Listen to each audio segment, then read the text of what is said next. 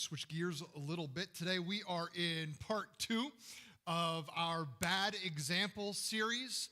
And we are spending this month and we are looking at just some really bad examples. We're looking into the Bible and we're finding some bad relationship examples. And it's not that hard. We don't really have to look that hard.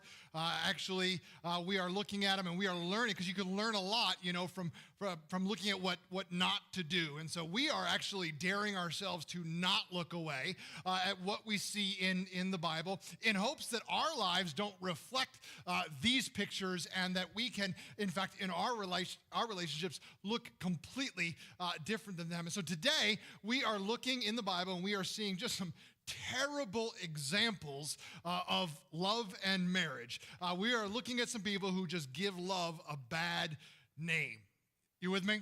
So, hey, before we jump in, though, I just want to welcome you all and say that I'm so glad that you're here. We like to say that God wants your Sunday, every one of them, because when you give God your Sunday, you are inviting him to lead you the rest of the week. I also want to take a minute and just to look into the camera and say welcome to all who are watching with us online. I know not everyone can be here physically, and I know some people like to just kind of check things out before visiting with us. And so whatever your story, we're glad that you're here and we're glad that we're watching. Hey, can we welcome all of our family that's watching with us online?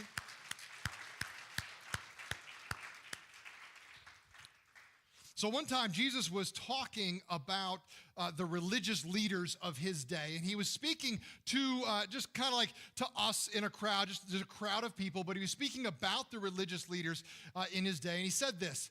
He said, "You must be careful to do everything they tell you, but do not do what they do, for they do not practice what they preach."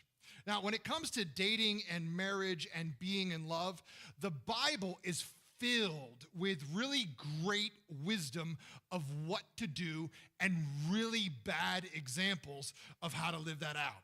And there's really no better picture of that and better picture of this than a guy named King Solomon. How many of you have heard of King Solomon?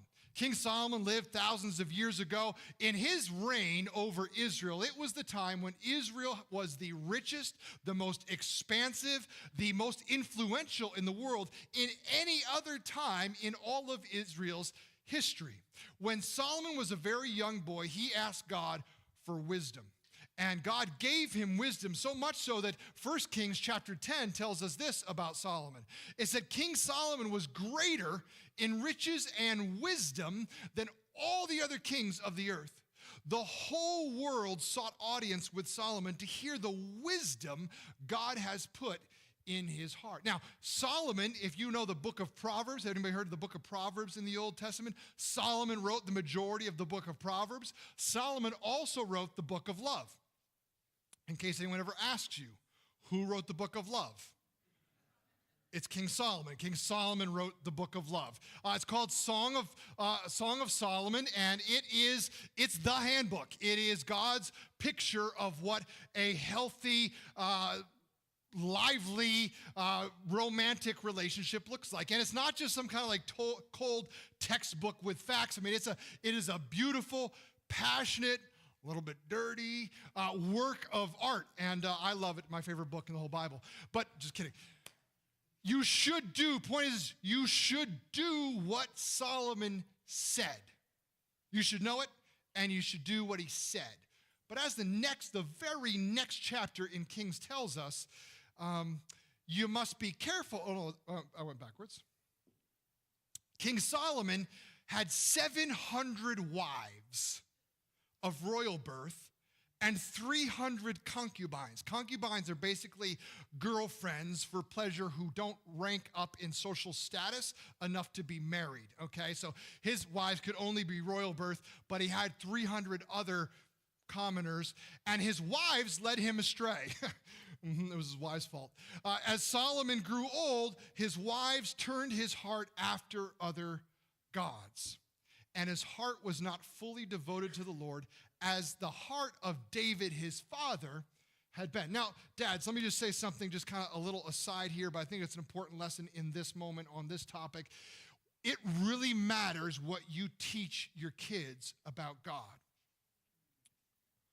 But it also really matters what you model for your kids about love and marriage. And look, no condemnation at all. Maybe you've made mistakes. I've made mistakes. Maybe you have all kinds of, you have your own story. Learning from mistakes, that's a good model. Turning around, stopping what you're doing, going a different direction, that's a good model for our kids. But here's the point. A bad example in one area can mess up all that you try to teach in another area. So that's what we see with David, because David was a really good example for his kids at church. But do you know how David met Solomon's mom? You know, like their meet cute story? Well, I'll just tell you, David's wives, Bathsheba was Solomon's wife, Solomon's mom, and she was number 8. She was David's 8th wife. David's first wife was a lady named Michal, and so they had an interesting story. When I wanted to propose, when I wanted to ask Carrie to marry me, I put together an elaborate plan. And that plan involved several people, multiple locations. There were scripts involved. There were costumes. There was music. There were flowers. There was a train involved. Like, I went all out with this. And I called her dad before I ever asked her. I called her dad, and his name's Vinny. So I asked a guy named Vinny, right? So that's how brave I was. I asked her to marry me. King David, was far more dramatic. Here's what we read about his proposal to Michal. David took his men with him and went out and killed 200 Philistines and brought back their foreskins.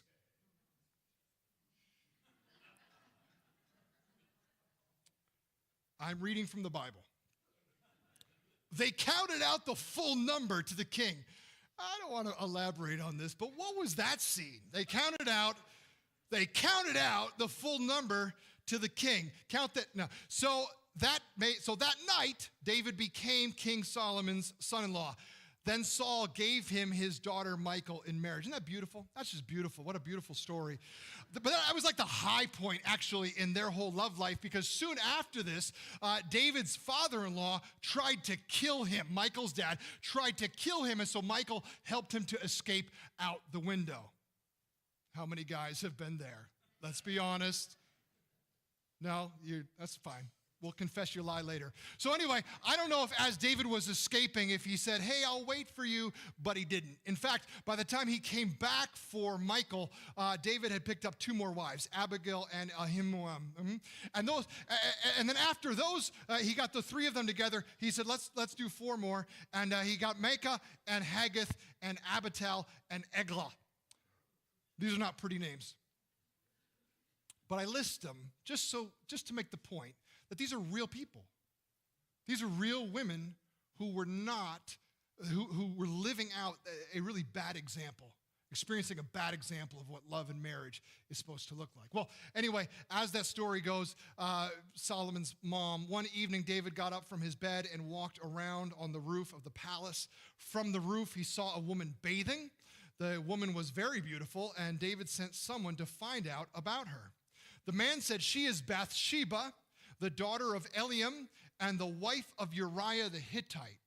And that was just too bad, right? Because for David, Uriah was one of David's closest friends, one of his most trusted friends. I mean, he was a part of the inner circle. David and Uriah had fought alongside each other, and Uriah had risked his life for David several times. So, obviously, David sent messengers to get her, and she came to him, and he slept with her. Yada, yada, yada. She gets pregnant. David has his friend Uriah killed to cover up, and he marries her. That's Solomon's mom. Isn't that cute? This is the Bible.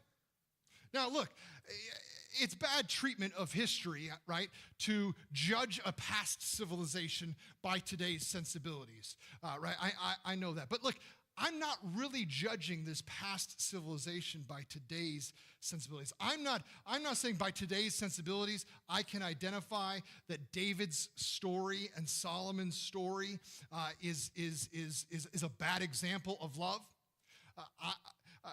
I'm looking at this and said I'm using a vision, the vision for love and marriage that God laid out at the very beginning. Long before David, God said, here's what love looks like. Here's what marriage is meant to look like. Long before David and Solomon. It's the vision for love and marriage that Jesus pointed to. It's the vision for love and marriage that Paul told us how to get back to. And see, by that standard, it doesn't matter what year it is, or what country we live in, or what our society approves or condemns. By that standard, we can see that this is a bad example of love. Well, there are really just so many bad examples of love in the Bible. Another one is Job and his wife. You may remember this. Job is in his worst moment. He's having his worst day. He's in his most painful, darkest moment of suffering. And his wife said, hey, are you still maintaining your integrity? Curse God and die. I just wanted you to listen. They didn't want any advice, right? Then, of course, there's the beautiful love story of Hosea and Gomer. Hosea was a prophet. Gomer turned a prophet. No? God ordered me, this is Hosea, this is from the Bible, I'm not making this up. Then God ordered me, start all over. Love your wife again. I'm talking about your wife who's in bed with her latest boyfriend. Your cheating wife. That strikes me as funny. First service didn't find that funny either. I just find that so funny. Like, why does he have to elaborate on that? Your wife who's in bed with her latest boyfriend. Your cheating wife. Yeah, I knew who you meant. Love her the way I, God, love the Israel people, even as they flirt and party with every god that takes their fancy. And so Hosea says, so I did it. I paid good money for her to get her back, and it cost me the price of a slave. And then I told her, from now on, you're living with me. No more whoring. No more sleeping around. You're living with me, and I'm living with you. Now, I've heard worse wedding vows. I have. Sometimes they insist on writing their own vows. And, I've heard worse. But that's kind of pretty. That's kind of pretty. Then there's also the love story of Abraham and Sarah. Now, Abraham, next to Jesus, is probably one of the most important people in all of human history. It was through Abraham and Sarah that God began his mission to redeem all of mankind. And God told Abraham, look, I know things look bleak right now, but I'm going to give you descendants as numerous as the stars. And Abraham believed him, but Sarah said to Abram, God hadn't changed their names yet, the Lord has kept me from having children, so go and sleep with my slave. Perhaps I can build a family through her. Are you ready for the third least surprising verse in all of the Bible? You ready? Abraham agreed. If you insist, dear. And he slept with Hagar, and she conceived. Second least surprising verse. When she knew she was pregnant, she began to despise her mistress. Oh, that's why we don't do that. Least surprising verse. Sarah said, Abraham, you're responsible for the wrong that I am suffering. I put my slave in your arms, and now that she knows she's pregnant, she despises me. May the Lord judge between you and me. Maybe this is the least surprising. Abraham responds, your slave's in your hands. This sounds like a you problem, sweetheart. Do whatever you think best. And Sarah mistreated Hagar, and so she fled from her. Look, we don't even have the time to go into details of this next story, but I'll just suffice it to say, Abraham and Sarah, they're traveling, and Abraham starts telling the locals that Sarah is just his sister. And so the king finds out about, hey, this pretty girl, they're just brother and sister. He takes her for himself. Fortunately, God shows up to this king in a dream and says, don't lay a finger on her or you're dead. And the king tells God, listen, he said, it's my sister, and she said, he's my brother. And God said, yeah, I know, it's really messed up. But listen, this is the family that I'm going to save the world through. So just don't do it. And so then the king, and he comes and he talks to Abraham, and Abraham defends himself. He's got a good defense. He says, well, I said to her, Sarah, this is how you can show your love to me. Everywhere we go, say, he is my brother. Girls, if a guy says to you, here's how you can show me that you love me. And he says, tell people you're my sister? It ain't true. Okay? Just move on from him. Look, there are a ton more, and we can keep going, but just one of the, I think, the very best bad examples of dating. It has to be the love life of Samson and Delilah. It's a classic story. You've all heard it. You've probably lived it. Boy meets girl. Girl gets offered a ton of money to find out the boy's secret strength so that he can be subdued and enslaved, right? We hear the story all the time. Well, as the story goes, Delilah asks him, Samson, tell me, you've got this incredible strength. You keep defeating the Philistines. They're very not happy about this. Tell me, how can you be tied up and subdued? And so Samson tells her something, right? And so it's not the truth. And when he falls asleep, she does the exact thing that he tells her would subdue him so he could be defeated. And then all of a sudden the Philistines, they come in, and he gets up because it wasn't really what would stop him, and he breaks free and he beats them all up. And then Delilah, sweet thing, she says this: you have made a fool of me. You lied to me. Come on now. Tell me how you can be tied, right? Some ladies be crazy, right? Who's with me on this, right? She's mad at him for lying, because trust is important in a relationship, right? But Samson's, he's a smart guy. Obviously, he is never going to fall for this again, right? Yeah, actually does. 3 times he falls for the exact same trick. Like, at what point do you realize this person's not good for me?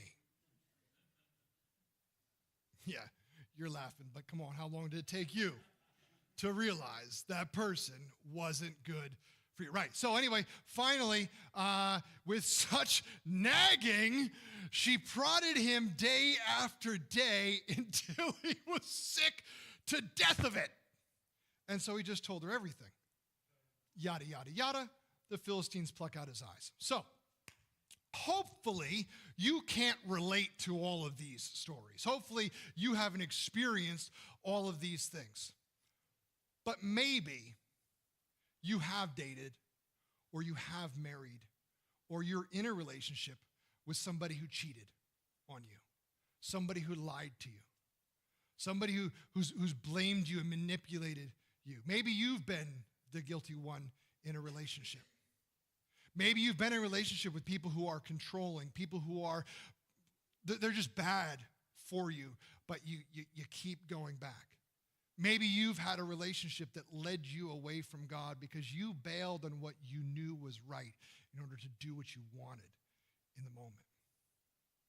Maybe you've had, far more bad examples in your life to draw from than good examples. Like, I don't know your story. I don't know what your home life was like. I don't know what it's like. I don't know what your relationships are like, or what you've had in the past, or where you are. But I know that that in our time, sometimes it's difficult to find those good examples. In Jesus' time, there were so few good examples. There were so few good examples that the whole love and marriage thing, it all had a bad name. In fact, at one point, Jesus' disciples say, Jesus, if we can't trade up our wives, what's the point of getting married anyway? Jesus, when he taught about love and marriage, he basically said, look, there are no good examples. It's up to you. It's up to you to be a good example for your world. And Jesus says, I will make it possible. And the world really needs it. And he said, look, if you will do it, if you want to be that good example of love and marriage in your world, then to do that, you've got to look back. And you got to look past. You got to look past the bad examples that you've seen, the bad examples that you have maybe been raised around, or who have influenced you, who have hurt. You got to look past that. You got to look past the lack of bad examples that we see all throughout history. You got to look all the way back to God's vision for love and marriage. Almost every time that Jesus talks about relationship, he's quoting or referencing Genesis chapters 1 and 2. It's like he was saying, look, I know what this has become. I know what love has become like. I know what things like, but it doesn't have to be that way. It was never meant to be that way. And hear me, I think this is for us. Jesus believed that if you could catch a vision, if you could catch God's vision for love and marriage, that you can experience that in your life, in your relationship, your present relationship, here and now. You can experience that, and you can become that good example for the world around you. It begins by capturing and catching God's vision for your love life, for your marriage. Genesis paints a picture. It says this. It says, so God created humankind in his own image. In the image of God, he created them. Male and female, he created them. It's telling us right away that when God created humanity, he created all of us to reflect his own image, to reflect his relational nature. He created male and female equally, as equal image bearers of God. He created us to reflect his character to the world, love and joy and peace and patience and goodness and kindness, to reflect all of that to our world around us. And he created us with a purpose. He created you as each of us as equal image bearers of God to reflect God's character and with a purpose to join in on God's ongoing work of creation. And he equipped them by empowering them. He said, God blessed them. God blessed them and said to them, be fruitful. In other words, God gave each and every one of us, he gave humanity power. He empowered us, and that power that he has given us, and it's all different, but the power that he has given us, he's given us for a purpose. And so he says, use your power to flourish and to help others do the same. Be fruitful. Use your power to create, to build, to produce, to prosper, and to do that together. Right? He said this to them, to be fruitful and to increase in number. Fulfill your purpose and multiply. Be passionate. You'll like it. Make more image bearers and spread out. Fill the earth. Explore, inhabit, care for, tend, cultivate creation, subdue it. Make a difference in the world. This is the vision that he has given to us, that we would be image bearers of God, reflecting his character, doing his good work across the earth, living flourishing lives, fruitful, increasing, multiplying, cultivating, expanding. In the second chapter of Genesis, he then kind of retells the creation story, and he specifically emphasizes the God's intention for the human family and what that relationship is to look like. That relationship between husbands and wives is described in one single Hebrew word, ezer. It literally means one who supplies what is needed, and it's really best translated as partner. You see, this is what God has in mind for you and for your spouse, to be an equal, a partner, with whom you will together reflect God's image. Both of you empowered to fulfill your life's purpose, to do God's work on the earth, together making a difference in the world. And Genesis tells us that is why.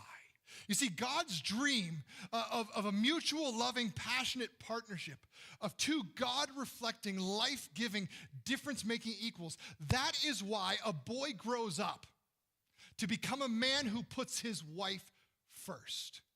Tracking me? That's why a boy grows up and puts his wife first.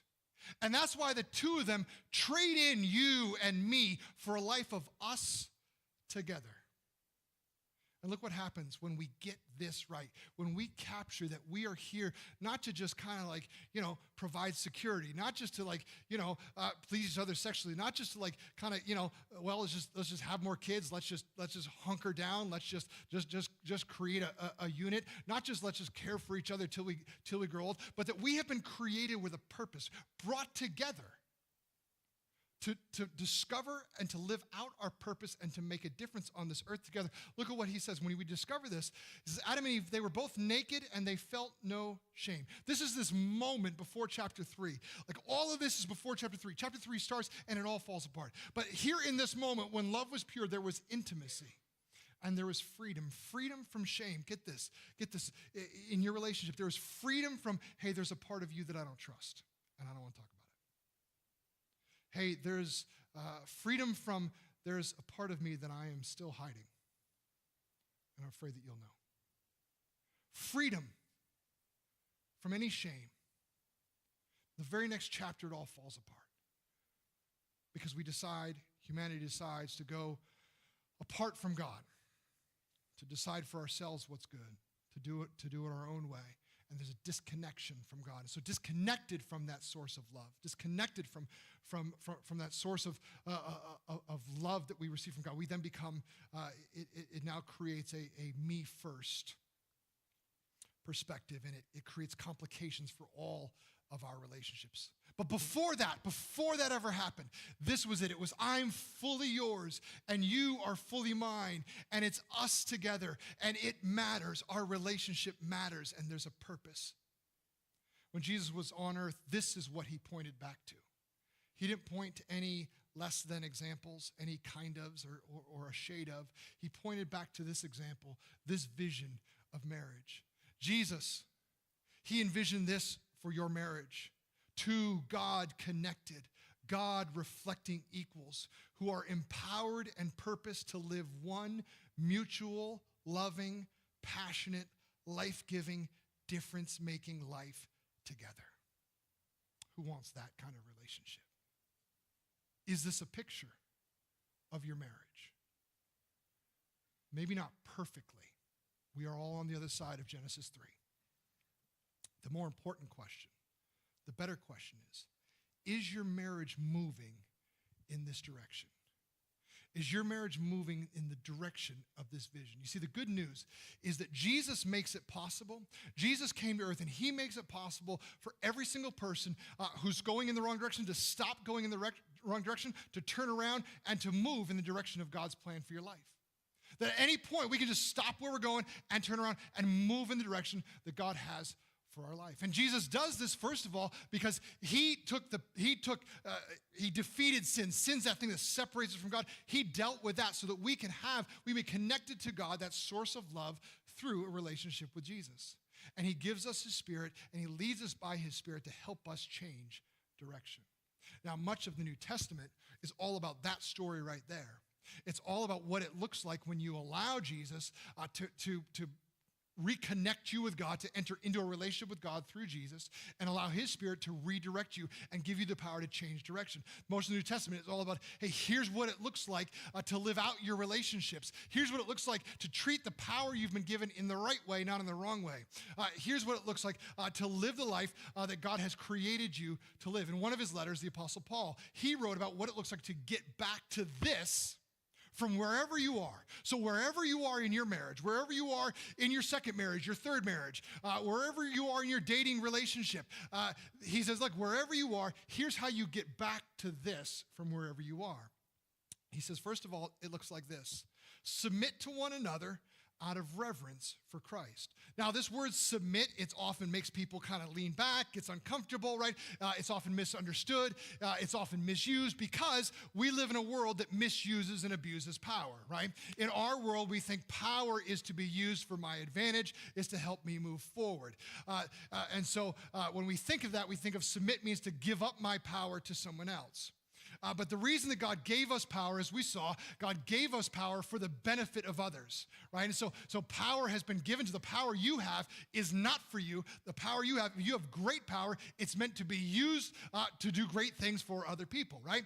And so when the New Testament talks about submitting, it's talking about using your power to lift others up. And here's how Paul describes this very same idea in a different letter.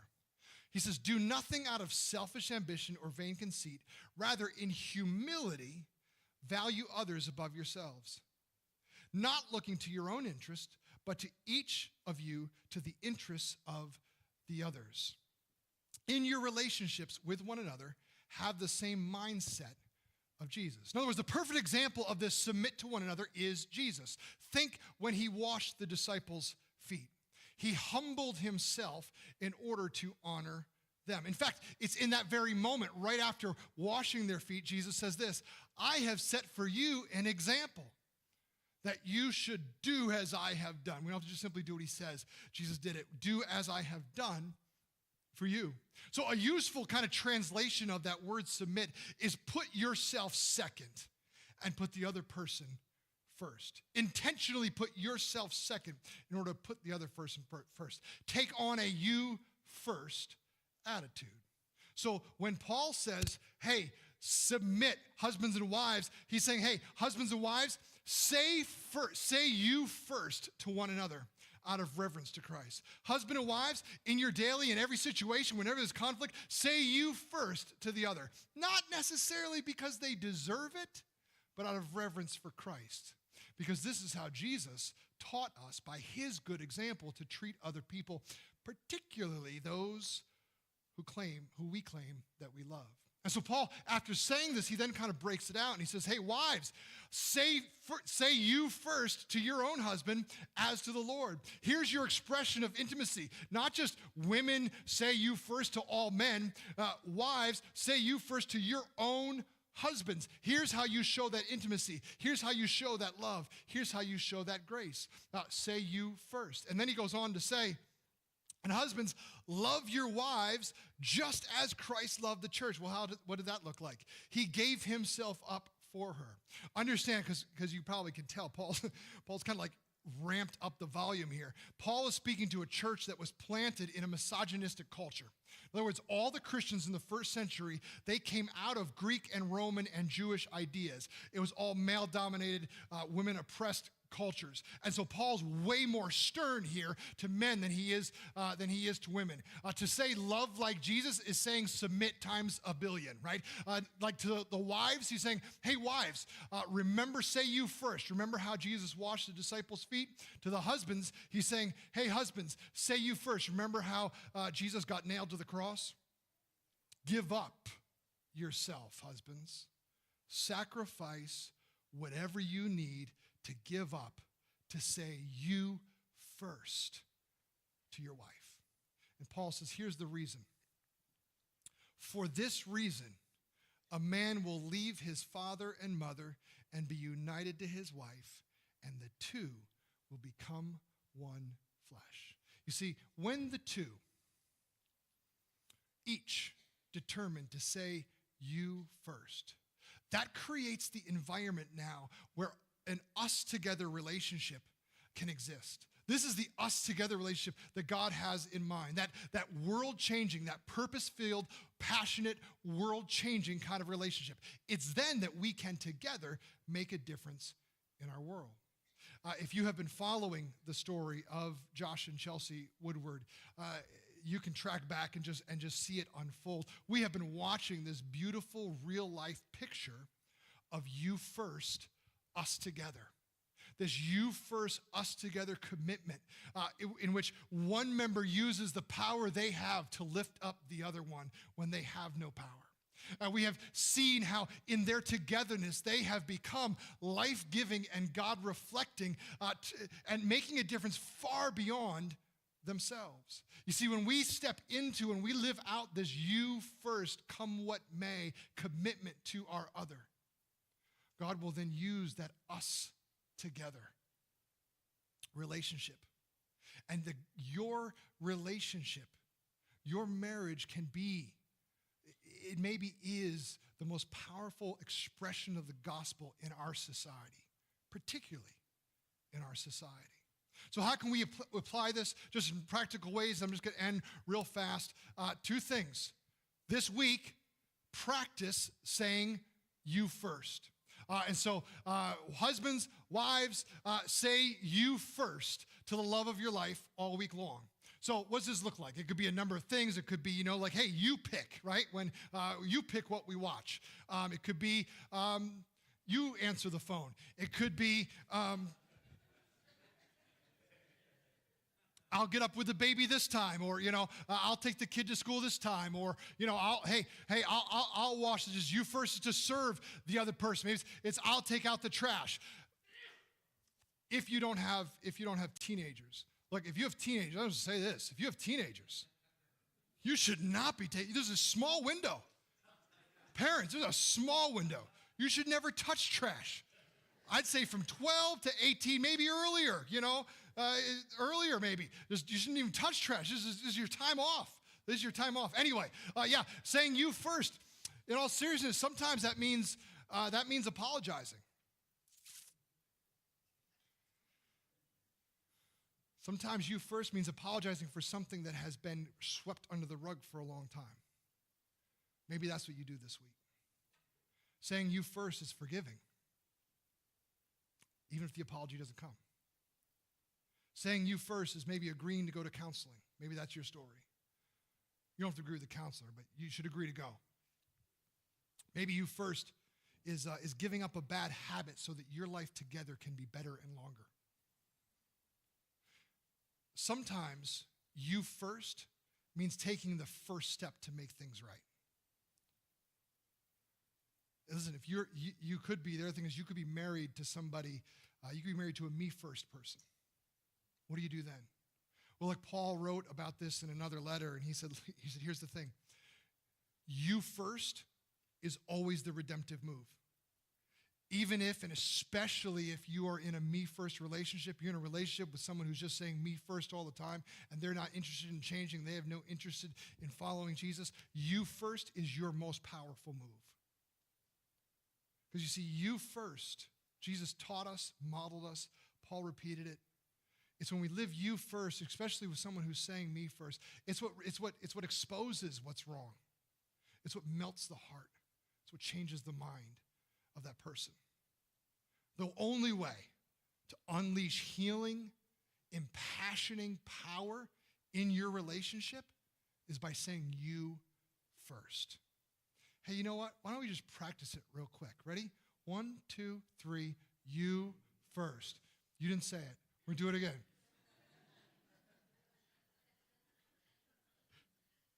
1, 2, 3, you first. Practice that this week.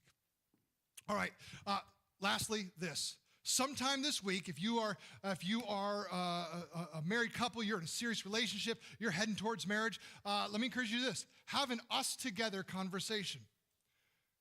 We did this week because I knew this was coming, and I thought, hey, let me try this out before I tell everyone to do it. And it was awesome. It was life-giving. We discovered all the areas where we are using gifts and pursuing purpose in our own lives. And we talked about ways that God has brought us together in order to pursue purpose and use gifts together for even a greater purpose. Ask this question. Come together. Take time. Make it a date night. Come together and ask, hey, how can we be good examples of love and marriage for the world around us? Listen, I'm trying to say you first, and I know I don't always get it right. I'm trying to say you first, but how can we together say us together? What does that look like? Because the truth is this, if you're together, God has brought you together. And if he's brought you together, he hasn't done it for no reason. He's brought you together to reflect the image of God together. So ask, how can we do that together? He's brought you together to be fruitful and to help others do the same. So ask, how can we do that? He's brought you together to increase your influence and to cultivate a better world. So ask, how can we do that? If he's brought you together, it's because he wants you to know him and to reflect him to this world. So how can you do that? One example, I just kind of pull them out because I had a conversation and this came to the surface, but Jim and Amy Kelly, they're members of Capital Church, and they serve in a lot of different areas, but one of the things that they said as they kind of went through the growth plan was we really want to serve together. And their commitment to serve together has trickled down, and their family members, their kids also are serving along with them. And I know a number of families are doing the same, and couples are doing the same. And I applaud you for that, because that's one great example of how you can make your marriage an us together expression of God's love for people, of God's desire that people would know him when you serve together. Maybe you're already doing that, and so maybe your conversation this week is what else? What what else may God be calling us to? What if it's bigger? What if it's something that I've had in my mind and I haven't said it? What if you have that conversation? Hey, what is God calling us to together?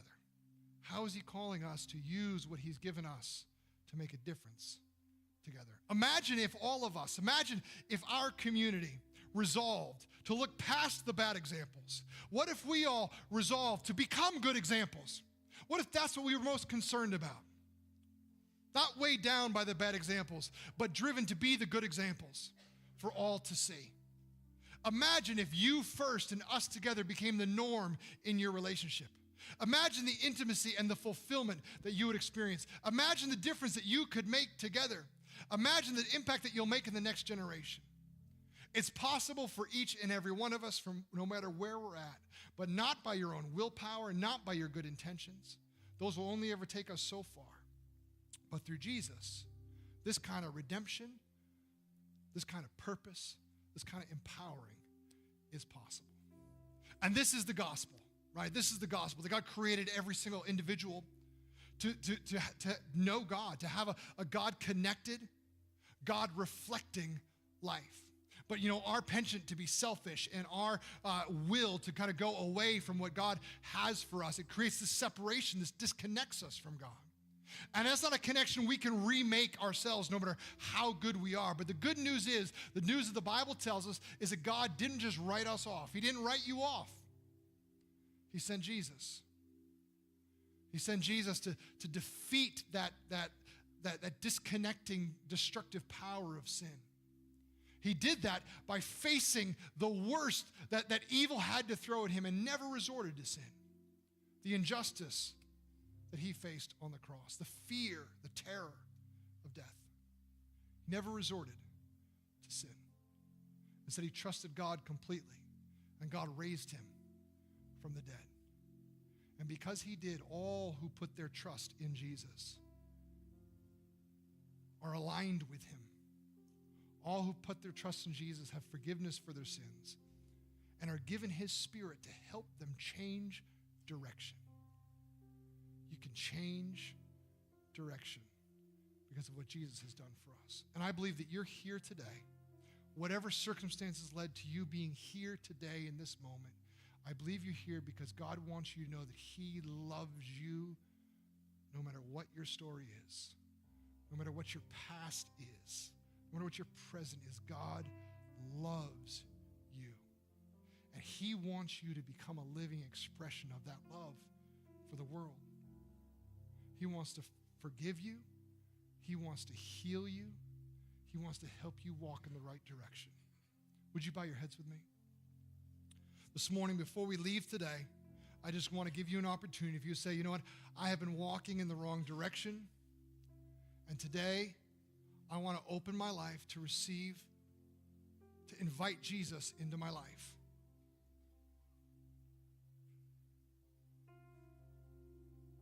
Maybe you've been feeling that struggle in your relationship. Maybe you're single and you've been wrestling with God about that. But this morning you would admit, hey, I have been going my own way. I've been walking in the wrong direction, and I need to be made right with God, and I want to do that, and I'm ready to trust Jesus for that today. This morning, if you would say, I want to invite Jesus into my life. I want to have that God-connected, purpose-filled life he created me to have. I need the forgiveness of my sins. I need healing for my heart. I need to be able to change direction. Would you just raise your hand? I want to pray for you. I just want to pray for anyone who here would say, I want to invite Jesus into my life today. God, I thank you. I thank you for this morning, and I thank you for your word. I thank you that you call us further. I thank you for every married couple here. I thank you for the fact that you have a purpose and a plan for them. God, that you have healing in mind for them. God, I thank you that there is nothing too messed up that you can't bring back to life. God, I pray that you would give each individual here the courage to say you first in their relationships. Give them the strength Give them the wisdom. Remind them in those moments where their instincts are to say me first. God, give them the courage to say you first. God, I pray, Lord, that you would inspire, that you'd speak to husbands and wives. God, that you'd call them to something else. God, that you would call them and show them your purpose, what you have for their lives. God, I pray, Lord, that you would work in each of us, whatever needs to be worked in us, to be the good examples for our world. We pray these things in your name.